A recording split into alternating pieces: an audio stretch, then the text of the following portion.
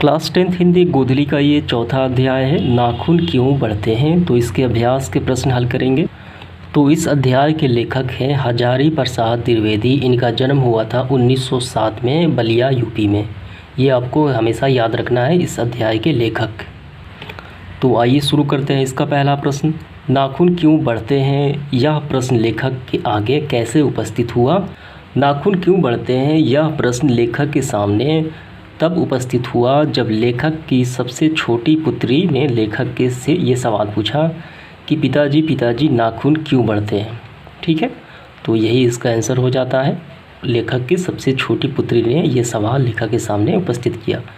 अब इसके बाद देखते हैं प्रश्न क्रमांक दूसरा, बढ़ते नाखूनों द्वारा प्रकृति मनुष्य को क्या याद दिलाती है। तो दूसरा का आंसर ये रहा, प्रकृति मनुष्य को आदि मानव के रूप में याद दिलाती है।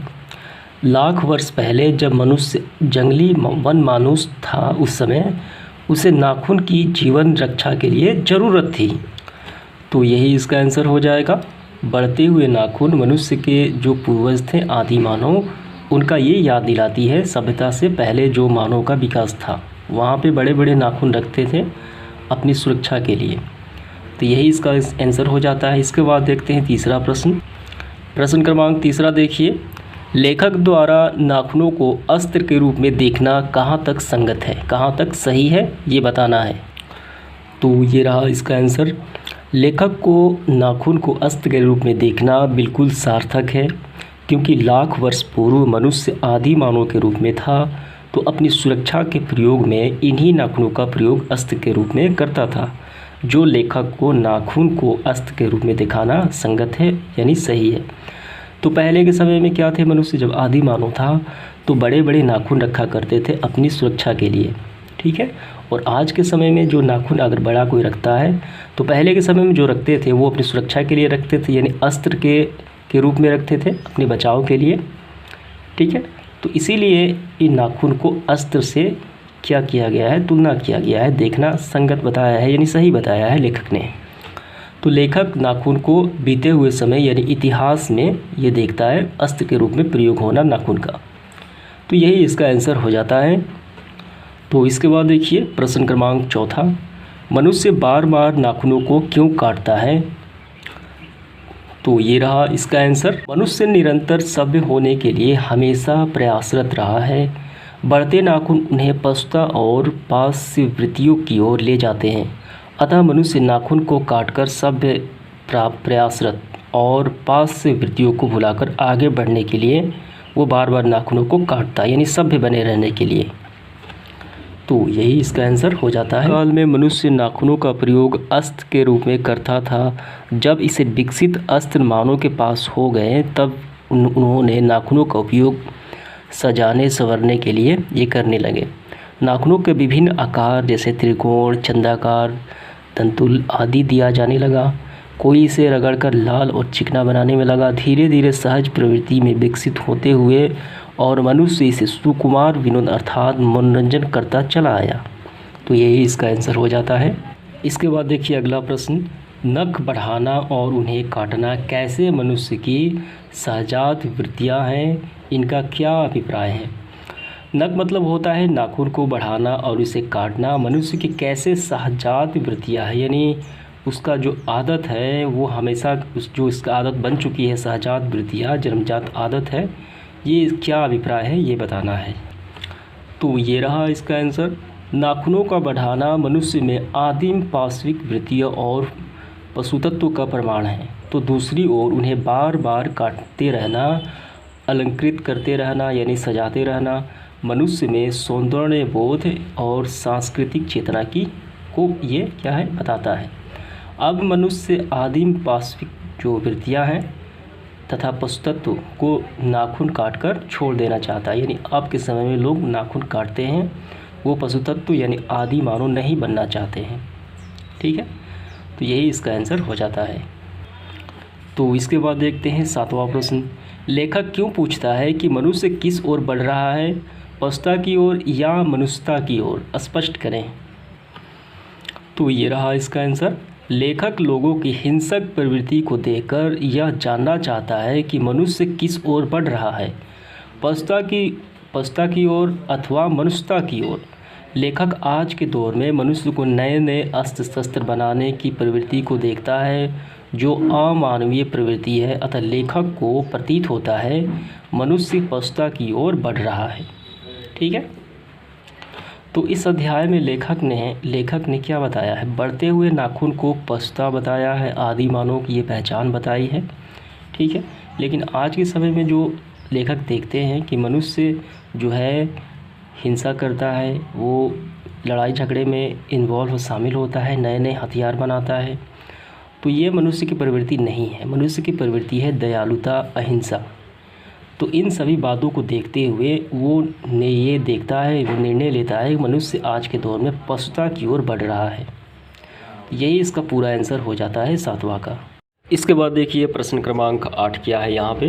देश की आज़ादी के लिए प्रयुक्त किन शब्दों का अर्थ मीमांसा लेखक करता है और लेखक निष्कर्ष क्या है? लेखक का निष्कर्ष क्या है? इसका मतलब ये हुआ कि देश की आज़ादी यानी इंडिपेंडेंस के जो शब्द हैं, ठीक है, आज़ादी का जो शब्द है, तो किसका अर्थ लेखक मीमांसा करता है। मीमांसा का मतलब होता है गंभीर विचार। ठीक है, तो वो लेखक आज़ादी के जो शब्द इंडिपेंडेंस है, लेखक उस पर क्या विचार करता है और जो रिजल्ट निकलता है, क्या निष्कर्ष निकाला लेखक ने, वो हमें बताना है। तो इस प्रकार आपको आंसर करना है। देश की आज़ादी के लिए प्रयुक्त जो शब्द है इंडिपेंडेंस शब्द का अर्थ लेखक मीमांसा लेखक करते हैं, यानी इस पर गंभीर विचार करते हैं लेखक। इंडिपेंडेंस का अर्थ उन्होंने बताया अधीनता या किसी की अधीनता का अभाव। अधीनता मतलब होता है स्वयं विवश रहना। ठीक है, अधीनता का अर्थ क्या होता है? अधीनता का अर्थ होता है विवशता, लाचारी। ठीक है, या किसी की अधीनता का अभाव। पर स्वाधीनता शब्द का अर्थ है कि अपने ही अधीन रहना, यानी अपने आप को गुलाम बना कर रखना, अपने आप को ही लाचार बना कर रखना। ठीक है, तो अंग्रेजी में कहना हो तो सेल्फ इंडिपेंडेंस कह सकते हैं। हम इंडिपेंडेंस नहीं कह के क्या कहते हैं? सेल्फ इंडिपेंडेंस कह सकते हैं, यानी खुद को गुलाम बना कर रखना, खुद को विवश कर रखना। तो यही लेखक ने आज़ादी के संदर्भ में ये निष्कर्ष निकाला है। ठीक है, तो यही आपको लिखना है इसका आंसर। इसके बाद देखिए प्रश्न क्रमांक 9 क्या है। लेखक ने किन प्रसंग में कहा है कि बंदरियां मनुष्य का आदर्श नहीं बन सकती? लेखक का अभिप्राय स्पष्ट करें। तो इसका मतलब लेखक ने ये बताया है कि लेखक ने रूढ़िवादी विचारधारा का मतलब होता है पहले के ज़माने में जो मान्यताएं थीं, जो विचार थे, ठीक है, उस पे चलना, पुराने ज़माने के ख्यालात को पालना। रूढ़िवादी विचारधारा और प्राचीन संवेदनाओं से हटकर इनसे हटकर जीवन यापन करने के प्रसंग में ये बात कही है। क्या कही है? तो इसका आंसर हमें सबसे पहले आपको ये लिखना है और उसके बाद आपको यहाँ से लिखना है। लेखक ने कहा है, मैं ऐसा तो नहीं मानता कि जो कुछ हमारा पुराना है, ठीक है, जो कुछ हमारा विशेष है, उनसे हम चिपटे ही रहें। यानी जो पुरानी मान्यताएं हैं, अवधारणाएं हैं, उनसे हम चिपटे रहें बिना सोचे विचारे। ठीक है, पुराने का मोह सब वांछनीय नहीं होता। मेरे बच्चों को गोद में दबाए रहने वाली बंदरियां मनुष्य का आदर्श नहीं बन सकती। यानी बंदरिया किसे कहा है? पुराने ख्यालात को वो बंदरिया कहा है लेखक ने। ठीक है, परंतु मैं ऐसा भी नहीं सोच सकता कि हम नई अनुसंधिसा यानी नए जो विचारधाराएं हैं, ठीक है, नए ख्यालात हैं मॉडर्न युग का, कि नशे में चूर होकर अपना सर्वस्व खो दें। कालिदास ने कहा है कि सब पुराने अच्छे नहीं होते, सब नए खराब भी नहीं होते। भले लोग दोनों की जांच कर लेते हैं, जो हितकर होता है उसे ग्रहण करते हैं, और मूढ़ लोग यानी जो नासमझ हैं, मूर्ख लोग हैं, दूसरे के इशारे पर भटकते रहते हैं।